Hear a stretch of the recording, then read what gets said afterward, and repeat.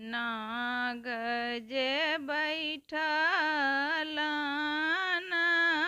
दाह चढ़े, नागिन पुरैनी पता हे। नागज बैठल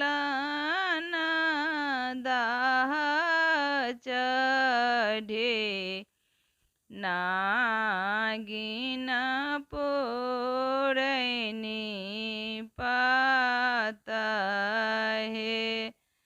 भाई जी जे बैठल मड़ब चढ़े, बहिनी बहिनी बोलाए हे। भाई जे बैठल मड़ब चढ़े, बहिनी बहिनी बोलाए हे। किए बहिनी पहिरब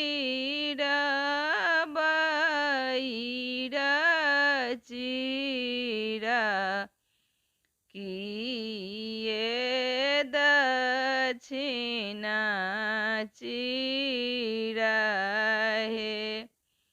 किए बहिनी पहिरब पियर साड़ी, लापरी परी छब हे। किए बहिनी पहिरब पियर साड़ी, लापरी परी छब हे। नाए हम पहिरब चीरा, नाए दक्षिणा चीरा हे।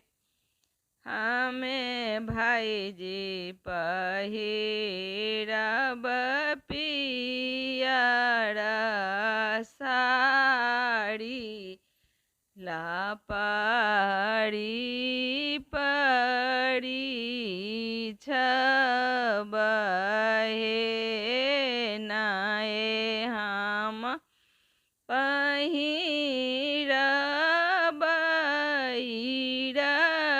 चीरा, नाए दक्षिणा चीरा हे।